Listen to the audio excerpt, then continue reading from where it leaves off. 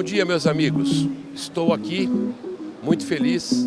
Estou com Antônio da Luz, economista-chefe da Ecoagro, que veio nos presentear com a presença nesse evento maravilhoso da Andav. Eu estou feliz e falo presentear porque o Antônio chegou em São Paulo hoje cedo e agora, no início, final de tarde, vai embora a Porto Alegre. Tem uma viagem de 5 horas aí para uma palestra, mas ele não poderia deixar de vir aqui. E isso para nós é muito importante. Então, obrigado, Antônio, por estar conosco e gostaria de poder dividir esse teu conhecimento, o que você faz com a gente no dia a dia, com os nossos parceiros que estão aqui. Muito obrigado. Obrigado a você, Mo. Eu estou muito feliz aqui de estar aqui nessa feira maravilhosa da Andav. Andav, que por sinal é um parceiro importante para nós, né? Sim. É um parceiro muito importante para o agronegócio, porque agrega essa cadeia de insumos de uma maneira muito qualificada, faz uma liderança muito qualificada. Paulo Tiburcio é um grande presidente da Andav e tem feito um trabalho muito bacana de desenvolvimento desse setor. E não é à toa que essa feira está do tamanho que está.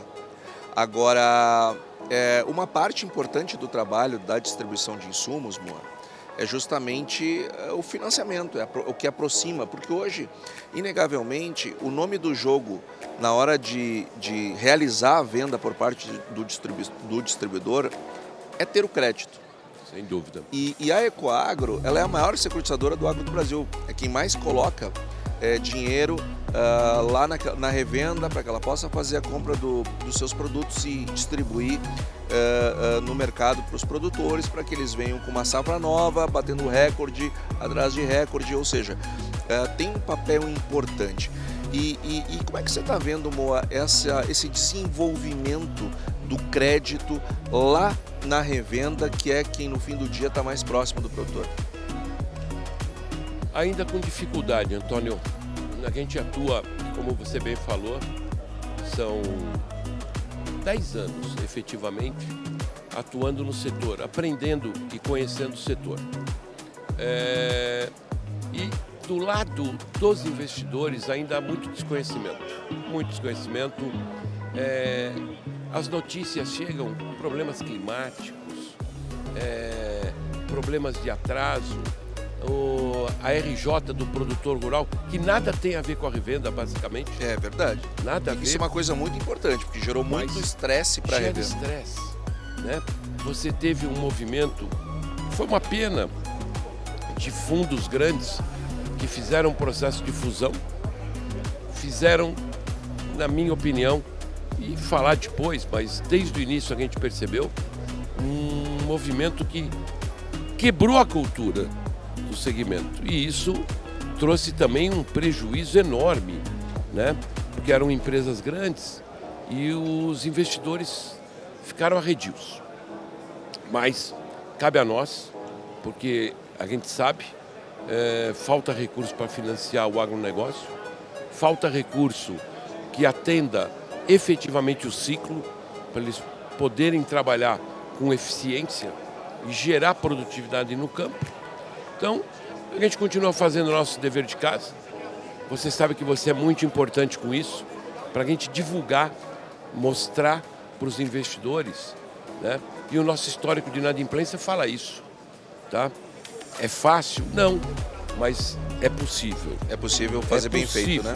E do lado do distribuidor de insumos, uma melhoria na sua governança, nos seus motores de crédito, na figura da fungibilidade, né? Mostrando para ele que se ele melhorar, isso vai me dar maior condição de atingir o objetivo.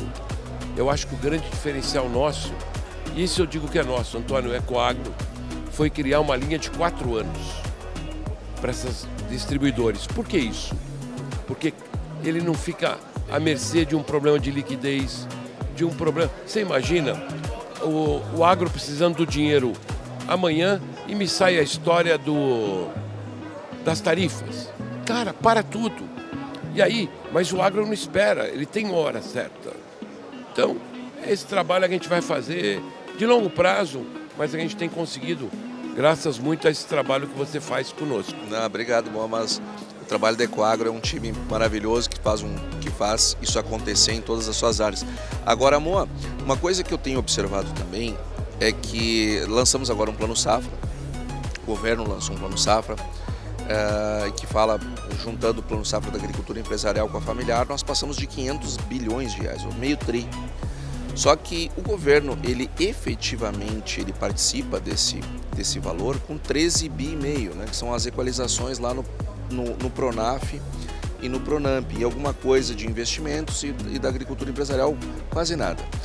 E então, efetivamente, quem está financiando o agro brasileiro são os recursos livres. E tem uma diferença muito grande de entrar via CRA ou FIDIC ou FIAGRO, enfim, nas operações que a nossa casa faz, em relação às bancárias, porque tem que se apresentar todo ano no banco para fazer uma operação nova, são novos penduricalhos, é uma exposição a uma situação sistêmica. Pegando o seu exemplo agora das tarifas, né? À medida que isso possa escalar, imagino que isso pode acontecer em termos de liquidez para as pessoas no momento que é a hora de plantar, porque a natureza não espera. Então esse ponto é um ponto muito relevante, porque empodera o distribuidor.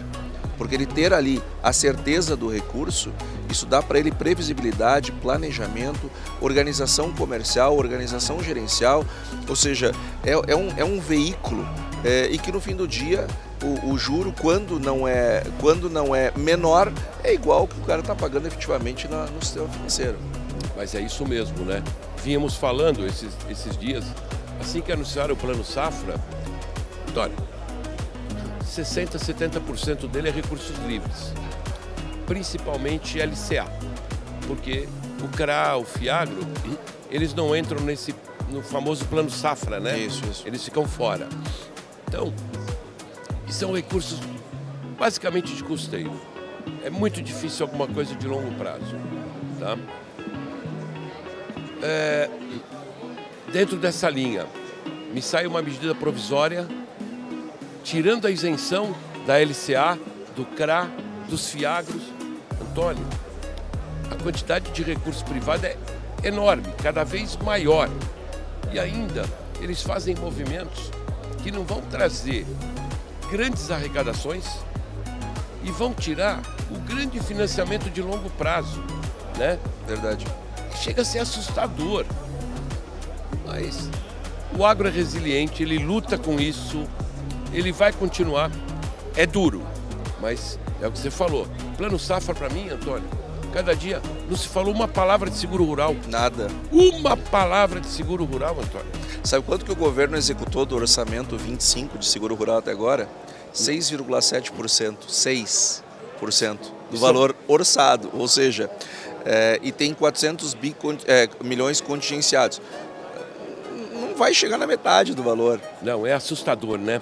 Eu vi um trabalho, Antônio, e eu sei que você participa ativamente lá no CNA. Eles apresentaram quanto que representa o subsídio por alguns países, né?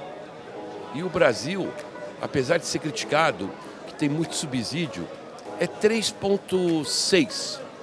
A França é 19, Antônio. Quer dizer, até isso a gente convive, né? Um marketing negativo, mesmo interno, né? Principalmente o interno. Principalmente. Que a gente desmata. Cara, pode existir? Eu tenho certeza que existe, mas não da forma que se fala. A gente dá munição, né, para críticas, para falar de desmatamento, que não é plena verdade. Sabe, Moa, eu tive num evento da Andave, a convite da Andave, representando a Ecoagro, lá no sul do Brasil, com os distribuidores do sul do Brasil. E eu vi uma preocupação muito grande, genuína, por parte dos distribuidores, com o efeito da elevação da taxa de juros, com o aumento da inadimplência, com a maior dificuldade dos produtores, enfim. E uma das coisas que nós discutimos, que nós passamos para eles, é o seguinte, se você está vendo um aumento do risco, você não pode ficar com esse risco. Tem que deixar risco para quem sabe lidar com risco.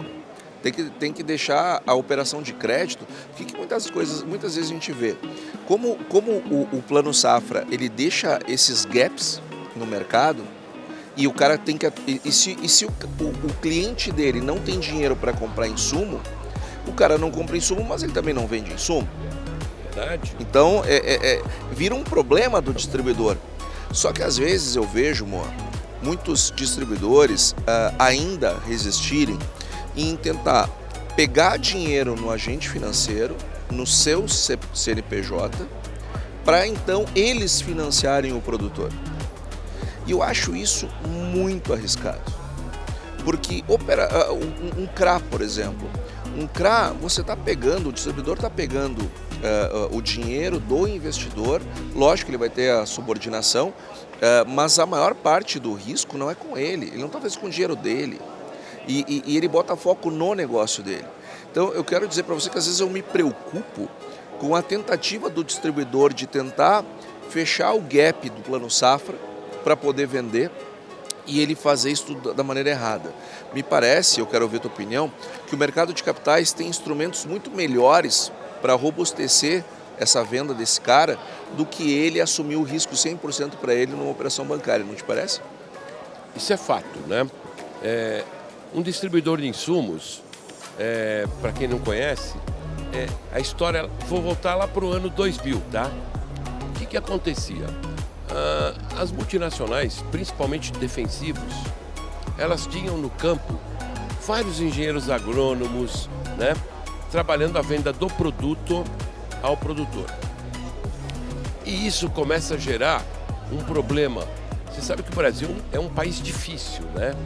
Problemas trabalhistas, é um negócio complicado. O Brasil não é para qualquer um, não. Não. E aí, eles mudam de que maneira? Aquele camarada, ele era a ponta de relacionamento com os produtores. E a indústria faz o seguinte, cria um CNPJ para ele e essa relação dele vai ser o canal de comunicação. Esse cara não tinha capital. Então, ele nasce com um capital pequeno. E quem aporta não é dinheiro, mas é produto, para que ele possa vender para o produtor. E aquele produto, quando colhido, se paga na forma de transformação dos grãos em dinheiro. É assim que nasce o jogo, né? E ele cresceu. Hoje a gente olha esse evento aqui da Andav, que é a coisa mais maravilhosa. Maravilhoso, né? Então, Antônio, só que o dinheiro, como que eles tinham acesso? Capital pequeno, foram analisar crédito de um distribuidor, ninguém dá dinheiro, com raras exceções. Então, foi a forma que a gente encontrou. O que o distribuidor tem de precioso? Recebível, né? Se eu tenho aqueles recebíveis, a gente criou uma forma de monetizá-los, mas tirando a plenitude do risco do dono da distribuição. De que forma? Fazendo uma análise desses recebíveis através de relatórios que foram desenvolvidos por nós, né? Acompanhando a inadimplência. E não é a inadimplência do dia seguinte. O mercado financeiro ainda tem esse problema. O agro não tem vencimento. Por quê? Eu tenho um ciclo, eu tenho uma safra. Antônio, se estiver chovendo na colheita, o que acontece? Atrasa. Eu não tenho. O Brasil é um país super deficitário na sua infraestrutura. Problema de armazenagem, problema de portos, né? Então, existem gaps. Se a gente souber trabalhar, isso não gera inadimplência, gera o quê? Monitoramento. Um trabalho bem feito em conjunto com o distribuidor. Às vezes chove e o cara não consegue voltar para a cidade por 2, 3 dias. É verdade. A nossa infraestrutura é um horror. Ela é horrorosa. Então, o que muitas vezes as pessoas entendem como uma inadimplência programada e pensada, ou um desleixo, é porque ela não está entendendo como é que é o ambiente que aquele cara está. Não tem nada a ver uma coisa com a outra. Isso é verdade, mas falta conhecimento. Claro. Acho que esse é o grande, na minha opinião, é a grande diferença do mercado de capitais. Ele é mais sábio com o banco? Não. Imagina, bancos como o Banco do Brasil, que sempre financiou a agricultura. 200 anos fazendo isso. O Bradesco, Itaú, são grandes casas, mas é diferente. Tá? O mercado de capitais são operações mais estruturadas, mais olhando mercado de capitais forte, é país desenvolvido, Antônio. Então, esse é o nosso desafio. Esse é o grande desafio que a gente vem há tantos anos trabalhando. E aí a gente começa a respeitar ciclo, dá para aquele revendedor capacidade de ele poder fazer um pacote. O agronegócio brasileiro é grande por tecnologia, né? É pesquisa, claro, com né? certeza. Sim, Então, sim. cara, quando eu alio a pesquisa, um pacote bem feito, defensivo, fertilizante, semente, os biológicos, o que vai gerar para aquele produtor? Maior produtividade. Então existe uma cumplicidade. Outra coisa, o produtor teve um problema, isso faz parte. Deveria ter seguro rural, não tem, mas eu tenho que conviver com o que não tem. Quem que ele paga primeiro, Antônio? É o distribuidor. Sempre. Que é quem vai entregar o produto para ele. Com certeza. Então, esse aprendizado todo que a gente foi fazendo no tempo nos permite, e com muita alegria, e somos um grão de areia, né? Falar que a Ecoagro, na distribuição de insumos, dentro do mercado de capitais, é um player importante. Não tenha dúvida. E a tendência é buscar esse crescimento, Não como tenha você dúvida. bem sabe, né? E você tem visto o investidor entendendo melhor isso? Não, ainda é muito difícil. Primeiro, que não é uma única opção, ele tem N opções de investimento. Que bom que ele tem. Isentos, por exemplo, os imobiliários, agora as debêntures de infraestrutura, né? As próprias LCAs, é o risco bancário, né? Tem proteção da FGC, sabe? Então, vamos pensar, tem que ter um gap bem bom de taxa para o camarada olhar isso, né? Mas existe. E aí que é meu medo, Antônio. Cara, um mercado tão novo, tão recente, eu vou te dar alguns números. Os fiagros. O que é o fiagro? O fiagro é a magia do capital para o agronegócio. Eu não vou ver, ajudei a criar o bichinho, mas, cara, esse dinheiro é perpétuo. Antônio da Luz, é perpétuo. Claro. Entrou. Troca de mão onde? A troca de mão na bolsa. Secundário. No secundário. E esse secundário não penaliza o meu investidor. Claro. Começou em 21, Antônio, quando a ministra Tereza, ela, né, conseguiu aprovar. Hoje temos 560 mil investidores pessoas físicas. Antônio, entre R$1.000 e 20 mil, eu tenho aproximadamente 60%. Olha a pulverização da cidade financiando o campo. Cara, lindo. Isso é demais. Né? Dinheiro e o governo vai acabar com a isenção do fiado. Pô, não dá para entender. Pois é, e isso é uma coisa que não dá para entender mesmo, Mo, porque olha só, o Brasil ele é um país que carece de poupança. Nós temos mais ou menos, depende do trimestre que se calcula, mas ao redor de 15%, 16% é a nossa taxa de poupança no Brasil. Moa, o Brasil, para ter um investimento de 30%, a gente tem que mais que dobrar a nossa poupança. E como é que nós vamos estimular a poupança no Brasil fazendo esse tipo de medida? Aí eu tenho uma taxa de poupança super baixa e aí eu tenho o governo levando metade dessa poupança para o seu próprio financiamento. Sim. E do que sobra dessa poupança, uma boa parte é FGTS, que o cara não tem liquidez. Então, nós estamos no Brasil disputando centavo por centavo o dinheiro do investidor, porque nós não incentivamos as pessoas a poupar. E se nós assim o fizéssemos, teríamos muito mais condições de levar esse veículo para mais pessoas que se beneficiariam na cidade e para mais produtores no campo, para fazer a sua safra. Então, muitas vezes as pessoas reclamam do juro, né? Pô, tá todo mundo incomodado com a taxa de juros. Eu estou incomodado, você está. O brasileiro que não está incomodado com a taxa de juros tem uma coisa errada. Agora, por que a gente está com uma taxa de juros? Poxa, nós temos poucos players no mercado, bancários. Nós temos o governo levando a metade da poupança que é baixa. Nós temos uma inércia inflacionária que sempre exige um juro mais alto. A gente precisa fazer reformas se nós quisermos ter uma taxa de juros mais baixa e poder levar reduzir esse prêmio que você se referia agora há pouco. Mas é verdade. E agora acho que o grande problema também é o gasto do governo, né? Isso para mim é assustador. E aí a única ferramenta que sobrou foi os juros, né? Mas a gente convive com isso, Agora, você falou do imobiliário, do FGTS, eu lembrei. Falei dos Fiagros. Vou falar dos fundos imobiliários. Antônio, 3,6 milhões de investidores. Investidores também, entre R$1.000 e R$20.000. Uma democracia do investimento. Cara, a remuneração dele é exatamente a remuneração do cara que tem 10 milhões. Isso aí. Porque é um conjunto. Ele está dentro de um condomínio. O governo vai tirar a isenção. O cara não tem dinheiro de fundo de garantia. Não tem mais dinheiro de nada. Quer dizer, quem vai financiar os projetos, tá? Se é grande empresa, acessa banco. O pequeno empreendedor, o cara de loteamento, eu não sei onde vai acessar.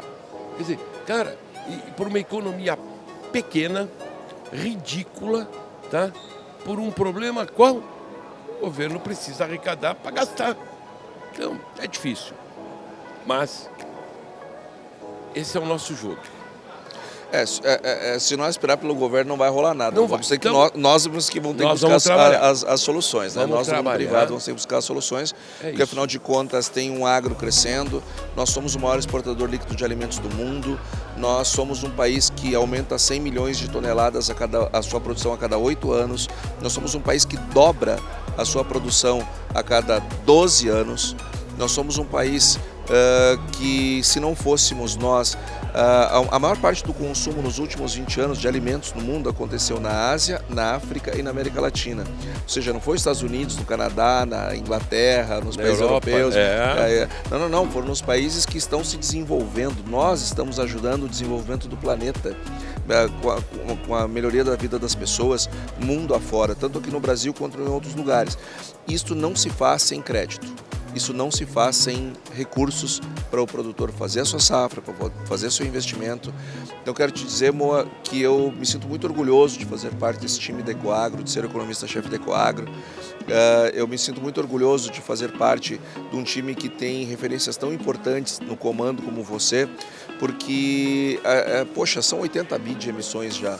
Olha o que já se contribuiu com o agro brasileiro, levando dinheiro lá para o produtor, todo ano lá sendo parceiro do distribuidor de insumo, ajudando ao distribuidor e o produtor apertarem as mãos e fechar negócio, e isso vai gerar produto, que vai gerar cooperativa, que vai gerar indústria, que vai gerar farelo, ração, frigorífico, frango, suíno, ave, que vai virar supermercado, que vai virar uma série de outras coisas a partir daquilo que nasce naquele aperto de mãos que a gente ajuda a consolidar. Então, Moa, eu quero te agradecer muito por esse bate-papo, foi ótimo ter estado contigo aqui na Andave. Parabéns pelo trabalho que você faz e oxalá que o mercado entenda tudo isso que nós estamos fazendo, porque eu não tenho dúvidas, entre botar o dinheiro no agro, que vende para 193 países, logo tem seu risco distribuído no mundo e cresce bem acima dos demais setores. Já que eu estava falando de dobrar, né? A indústria leva 61 anos para dobrar aqui no Brasil, o PIB dela. A agropecuária leva 21. É impressionante. Os serviços levam 29. Então, é muito mais seguro, por mais seja o discurso oficial, o entendimento lógico das pessoas seja o contrário, não. O agro é segurança, justamente porque a gente consegue distribuir esse risco no mundo, né? Porque vendemos para o mundo todo. Sem dúvida, Antônio, o agro e também, né, a balança de exportação, as nossas reservas, como você fala sempre no nosso podcast semanal, né? Cara, as reservas foram basicamente construídas em commodities, agro e minerais. Hoje o Brasil exporta o quê? Petróleo bruto, o Brasil exporta aço, o Brasil exporta soja, o Brasil exporta carne. Infelizmente, a nossa indústria, se a gente olhar ela 40 anos para trás, ela voltou, né? Isso é um pecado. É uma tristeza. E eu tenho muito medo para frente, porque a tecnologia, a IA estão aí. E, amigo, isso é investimento. Então, em contrapartida, onde eu sei que eu não vou errar nunca, eu sou provedor de proteína para o planeta. E tenho que fazer a lição de casa. Num planeta que não para de demandar. Tenho que gerar renda e riqueza no campo. Tá? Esse é o desafio e estamos juntos. E mais uma vez, obrigado. de ter vindo de Porto Alegre. Sei o quanto foi complicada essa tua agenda, mas ter você aqui conosco é um motivo de satisfação, Antônio. Estar aqui é prioridade, irmão. Boa. Estar aqui contigo, estar aqui no nosso stand é uma prioridade. Que não bom, podia gente. estar em melhor lugar hoje que não fosse aqui. Tá doido? Obrigado, gente. Um abraço.